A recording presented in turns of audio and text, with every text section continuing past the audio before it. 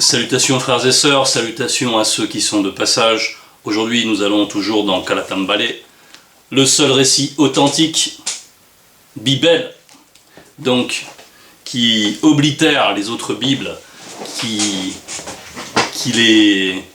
font rougir les biblistes de leur honte, parce qu'ils ont des écrits falsifiés, ils ont des écrits truffés d'erreurs. Et Bible en est l'éclatante démonstration. Donc, par la manifestation de la grâce de l'Oba, on va aller là, dans ce chemin lumineux. Et aujourd'hui, c'est dans Jongise que nous allons aller. Jongise, connu sous le nom de Osée dans les Bibles falsifiées. Et c'est titré Menace et délivrance. Et nous allons aller dans le chapitre 5. Jongise, donc, un Mutopeda Mundi, un prophète authentique qui s'est élevé, qui a été missionné, et pour annoncer la parole, pour annoncer ce qui doit être, ce qui a été décrété spirituellement.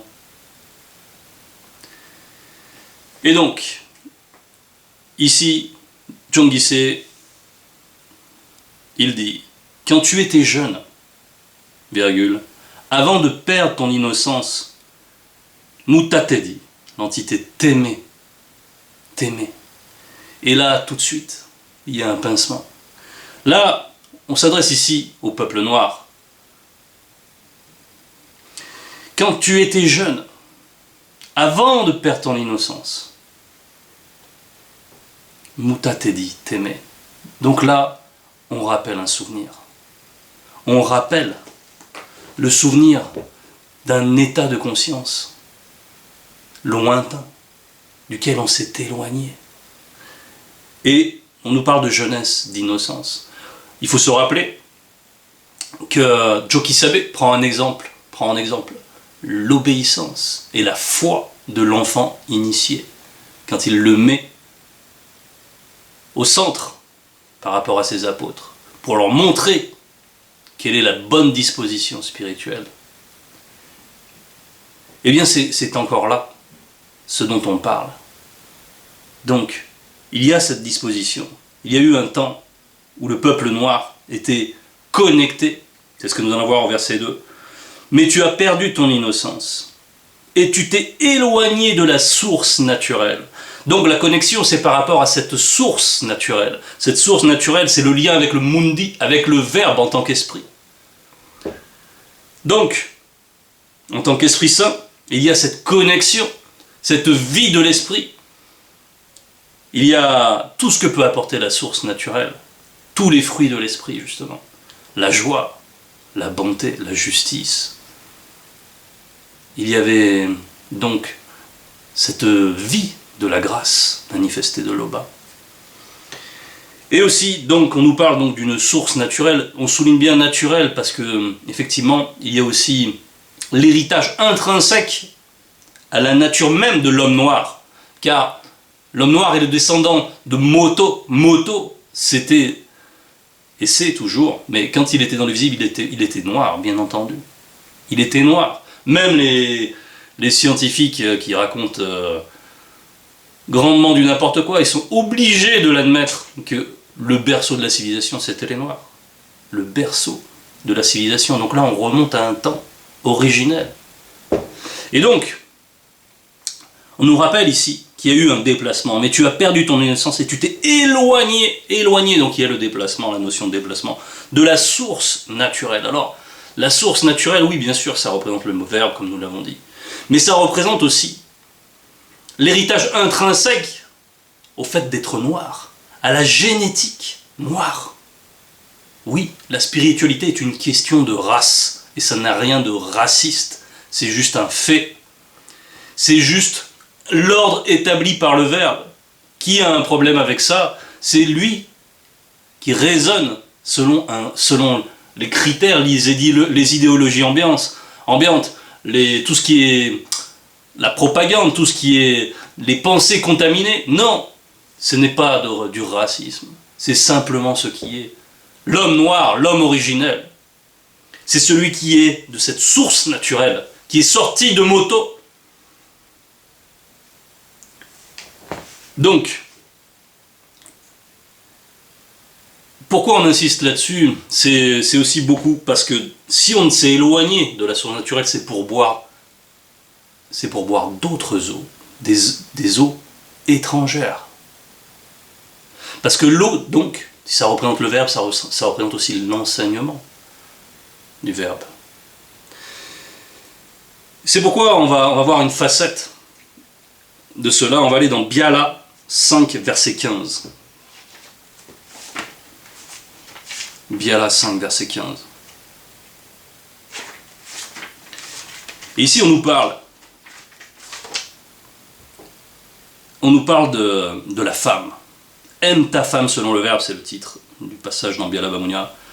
Et le verset 15 dit, ta femme initiée est comme l'eau pure de ta citerne, et celle qui jaillit de ton puits, bois de cette eau. On dit bien la femme initiée. Il y a un ordre selon le spirituel. On ne fait pas les choses n'importe comment.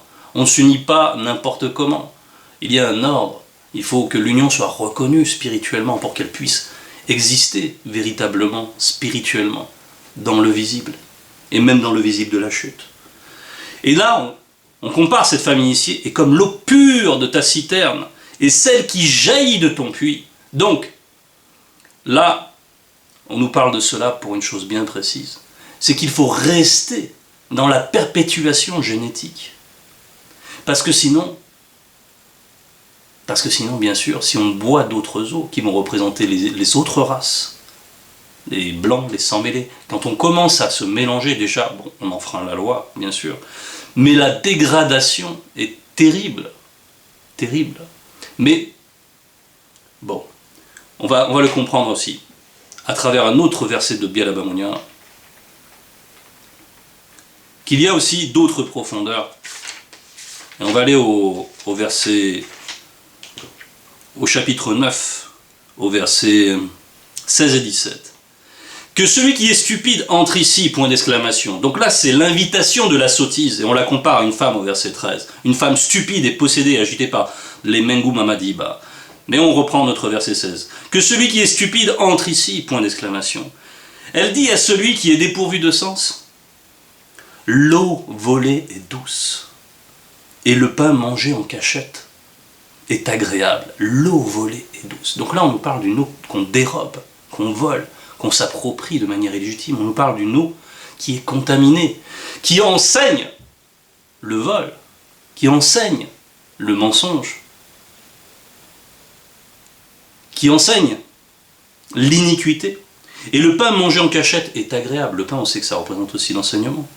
Et le pain mangé en cachette, pourquoi? Parce que en cachette, ça va représenter aussi toutes les sociétés secrètes de blancs, de sang-mêlés, qui sont là pour semer le trouble, pour déstabiliser le peuple noir, tout en revendiquant le fait d'être eux-mêmes des enfants de Moto, des héritiers de Sango, d'Abraham. Ils ont ce culot-là. Ils parlent à Jokisabe ainsi. Les Anda, qui sont une société secrète, ils mangent un pain en cachette, ils partagent leur enseignement en cachette. C'est des sociétés secrètes, pour ça qu'ils font ça en cachette. Ils conspirent tout le temps contre le peuple noir. Et ils osent se prétendre héritiers légitimes par, par leur appartenance à Sango. Mais comment un blanc va descendre d'un noir? C'est impossible. Si la lignée elle est respectée, si les unions ont été selon le verbe, c'est impossible. Et nous savons que, bien sûr, les initiés respectaient les lois du verbe. C'est le propre des initiés. Bon. Donc, on voit que l'eau volée, là, ça représente donc une autre source à laquelle on s'est abreuvé. Et ça représente donc l'hybridation, une sorte de déchéance génétique. Bon. C'est une facette importante, car c'est une grande porte pour déstabiliser le peuple noir. Verset 3, et toi, qui nous écoutes, toi qui es là, auditeur, toi qui inspecte, qui cherche, toi qui es confronté à toute la pagaille, à tout le désordre qu'on peut trouver dans Wasset. Voilà. Toi, l'auditeur, là, on vient te saisir, là, dans la prophétie. Reviens au verbe de Loba. Reviens au verbe de Loba. Virgule.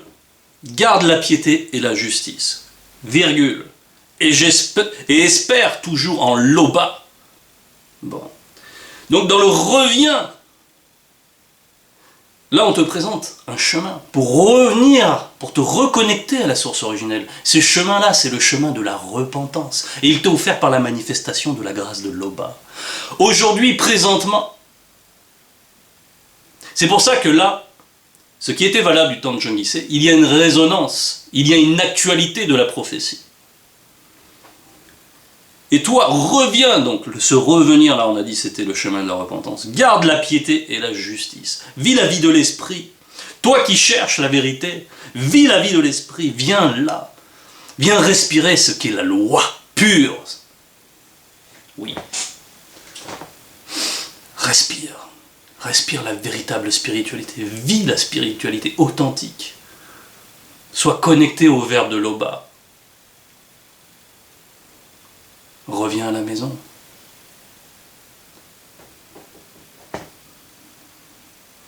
Verset 4. Maintenant, et voilà, on voit l'actualité de la prophétie. Dans ce maintenant, maintenant, toi qui écoutes, sois attentif. Maintenant. On t'a tiré avec le toit, on est venu te chercher avec le toit, et maintenant, regarde, maintenant, il continue à pécher. Là, c'est un carrefour décisionnel. Là, il faut faire très attention.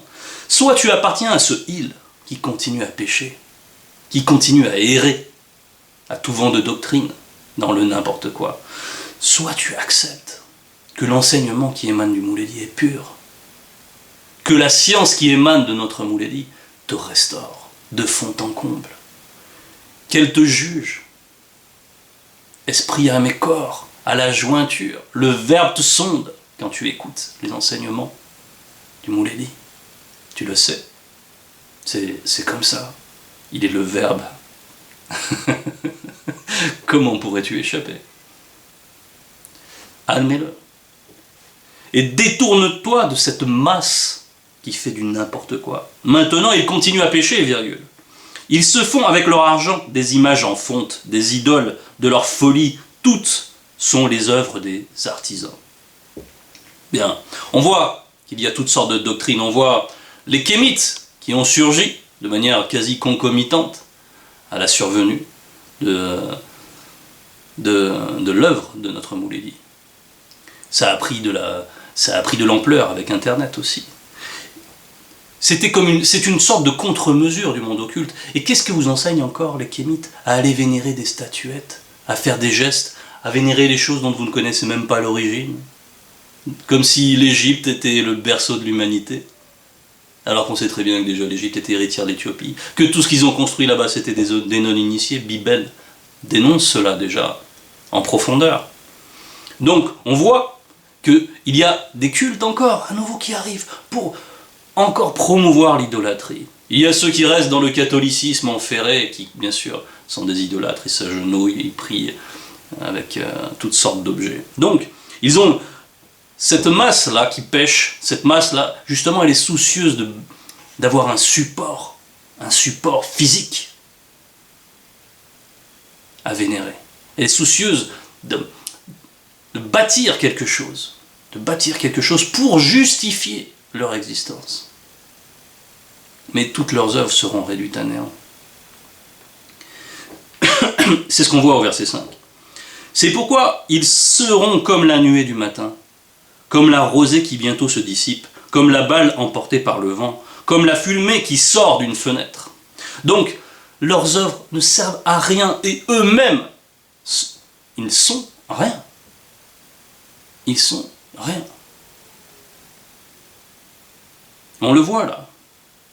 Donc, avec toutes ces images qui sont prises, ils sont comme la nuée du matin, comme la rosée, ils ont l'apparence d'une existence. Mais en vérité, ils ne comptent pour rien. Ils ne comptent pour rien, parce qu'ils ne feront jamais partie du nombre connu. Tout est compté. Le nombre connu, cette notion. Donc, on va aller au verset 6. Ils se sont rassasiés dans leur pâturage, ils se sont rassasiés. Il y a une insistance, ils se sont rassasiés dans leur pâturage, ils se sont rassasiés. C'est-à-dire qu'ils se sont, de leur point de vue, ils se sont fortifiés. De leur point de vue, ils se sont fortifiés. Mais en vérité, selon le spirituel, dans cette forme de rassasiement-là, ils se sont affaissés au contraire. Et la conscience de leur cœur s'est enflée. C'est pourquoi ils ont oublié la loi du verbe de l'Oba. Ils se sont rassasiés dans leur pâturage, c'est-à-dire qu'ils avaient des récoltes abondantes. Ils avaient toutes sortes de biens. C'était la bénédiction. Mais ils n'ont pas pris garde à la loi du verbe de l'Oba. Ils n'ont pas pris garde à l'héritage que leur a laissé Boussi, Moïse, pour les Bibles falsifiées. À ce qui est dit en ce qui concerne la bénédiction et la malédiction. Ils ont joui des biens de la bénédiction. Et ils en ont joui, et ils n'ont plus gardé que la jouissance. Et ils ont oublié que tout cela dépendait du grand ordre des choses. De Moudima Bimbu, de l'entité des saisons. Ils ont oublié qu'on leur parle aussi de la malédiction. Et donc ces rebelles-là, dans leur rassasiement, dans leur abondance, ils ont parlé, comme on peut le voir dans Bambekilo, 6 verset 12.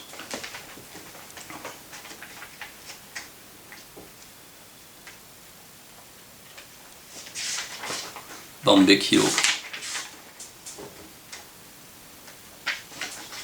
6 verset 12. Vous vous réjouissez de ce qui n'est que néant. Vous dites, n'est-ce pas par notre force que nous avons acquis de la puissance? N'est-ce pas par notre force? Donc tout le mérite nous revient. En gros, ce qu'ils disent, pourquoi aurait-on besoin des lois du Verbe? C'est par notre propre travail. Vous vous réjouissez de ce qui n'est que néant, c'est-à-dire ce qui va disparaître. Vous dites, n'est-ce pas par notre propre force? Donc c'est une sorte de sécurité charnelle qu'ils ont obtenue. Ils sont bien, ils se rassasient, le temps passe, et maintenant ils ne veulent plus entendre parler de la loi de l'Oba, ils veulent juste jouir des biens matériels, et en jouir n'importe comment, parce qu'il y a une bonne jouissance selon le verbe, tout à fait légitime, bonne. Mais ils veulent oublier la loi du verbe de l'Oba. Et ils veulent se fier à eux-mêmes, seulement à eux-mêmes. C'est pourquoi il est dit dans notre verset 6, et la conscience de leur cœur s'est enflée, c'est-à-dire que ils sont devenus orgueilleux. Ils sont devenus orgueilleux, suffisants. Ils se croient, ils se prétendent autosuffisants. Ils ne manifestent plus l'humilité par rapport au verbe de l'Oba. C'est pourquoi ils ont oublié la loi du verbe de l'Oba. Ils ont oublié la source naturelle. On va citer encore un passage dans Jongise 6, deuxième paragraphe. Puisque tu as rejeté la connaissance, Muniba Beko Kisedi t'a aussi rejeté, et tu es dépouillé de la source naturelle. Puisque tu as oublié la loi du verbe de l'Oba, Muta Tedi ne guidera pas tes descendants pour une longue période. Donc il y a une conséquence dans ce choix. Verset 7, Moudiba Bekokisedi sera pour eux comme un lion et les épiera sur la route. Moudiba Bekokisedi les attaquera spirituellement comme une lionne à qui on l'a enlevé ses petits et déchirera spirituellement l'enveloppe de leur cœur. Ah, ce fameux cœur-là, qui s'est enflé, qui s'est élevé, qui se croyait puissant de par lui-même, comme si ça n'a pas de sens quand on y réfléchit un tout petit peu. Mais eux refusent cette réflexion. Mais quand ils seront privés de leurs biens, de leur jouissance, là ils rentreront dans la réflexion. Trop tard. C'est ce qu'on peut voir aussi dans Biala.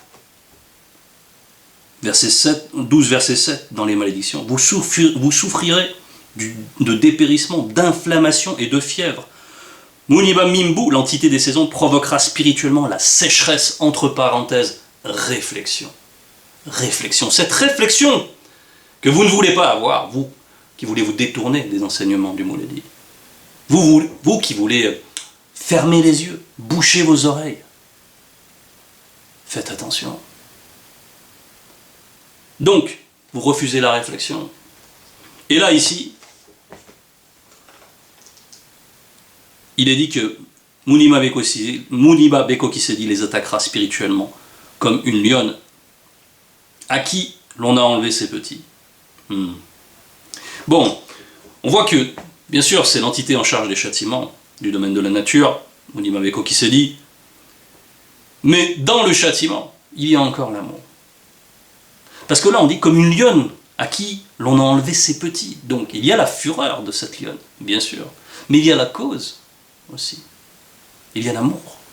L'amour, déjà, relativement aux lois du verbe, c'est sûr, puisque Muniba Beko Kisedi est une loi. Donc, et déchira spirituellement l'enveloppe de leur cœur. Donc, comme une lionne privée de ses petits, oui. C'est-à-dire que ceux qui s'affaissent comme ça, ils condamnent leur propre progéniture, comme on l'a vu dans Djangdissé 6, où nous parle du fait que Mutatedi ne guidera pas tes descendants pour une longue période. Donc, ils sont fautifs, ceux qui ont instauré ce désordre, ceux qui ont accepté ce n'importe quoi. Et ils sont fautifs sur plusieurs générations. Donc, comme une lionne à qui on a enlevé ses petits, et déchira spirituellement l'enveloppe de leur cœur. L'enveloppe, c'est ce qui leur donnait cette assurance. Quelque chose qui enveloppe, c'est quelque chose qui soutient en même temps. Ça va représenter une ceinture en même temps. Quelque chose qui garde ce cœur. Ça va représenter une ceinture d'anti-vérité, celle qui va empêcher d'écouter l'enseignement, qui va toujours préférer les fausses doctrines, qui va toujours préférer les idoles, l'infection venue par les blancs et sans mêlés. Et on y vient. Ce qui cause ta ruine, non-initié, c'est que tu as été contre le verbe de Loba, contre celui qui pouvait te secourir. Où donc est ton roi ? Point d'interrogation. Qu'il te délivre dans toutes tes villes. Où sont tes juges au sujet desquels tu disais « Donne-moi un roi et des princes ». Donc là, ces non-initiés, là, ils ne veulent pas entendre parler du règne de verbe de Loba. Ils ne veulent pas entendre parler de la science des initiés. Ils veulent un ordre qui leur permette de continuer à pécher, comme on l'a vu au verset 4. Ils veulent imiter les usages des blancs et des sans-mêlés. Ils veulent goûter à leur doctrine. Ils veulent leur eau à eux. Ils veulent s'abreuver auprès de cette mamelle-là, cette mamelle impure, duquel s'écoulent toutes les doctrines du monde occulte, pour les déstabiliser, pour les avilir, pour les rendre esclaves, spirituellement, mentalement et même physiquement. L'histoire l'a montré. Pourquoi rester encore dans ces doctrines ? Pourquoi s'attacher à cela ? Que devez-vous à cela ? Si ce n'est souffrance, faiblesse, amoindrissement. Pourquoi ? Qu'est-ce que vous devez à ces doctrines ? À ce JC, à ces bouclettes, à cette invention ? Qu'est-ce que vous devez à tout cela ? Qu'est-ce que cela vous a amené ? Perdition. C'est le seul mot qui vient. Donc où est ton roi ? Parce qu'ils veulent établir un ordre. Qu'il te délivre dans toutes tes villes. Où sont tes juges au sujet duquel tu disais « Donne-moi un roi et des princes ». Bien. Donc, ils veulent accepter tout ce qui vient des blancs et des sans mêlés. Cela se fait, et on l'a vu, c'est pour ça qu'on a parlé aussi au début de la contamination via l'hybridation, parce qu'on sait que les notables, on parle des juges, la corruption elle commence souvent par les notables, qui acceptent de s'unir avec des blanches et des sans mêlés. Et après, ces femmes blanches et sans mêlées les contaminent, leur instruisent, les excitent à rendre un culte à des dieux étrangers, qui sont des démons. C'est ce processus de pourrissement. Et ensuite, bien sûr, cela infecte tout le peuple.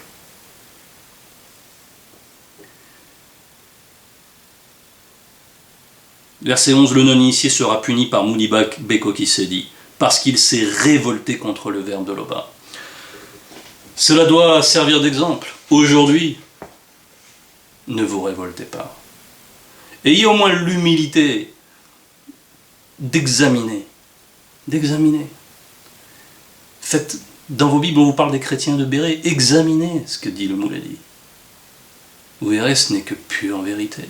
Vous verrez que vos Bibles sont vraiment une opprobre. La brandir, c'est brandir sa bêtise. Se réclamer de ces Bibles, c'est se réclamer des immondices, des déchets. C'est dire, je suis moi-même un déchet. Je ne compte pour rien. Je ne compte pour rien.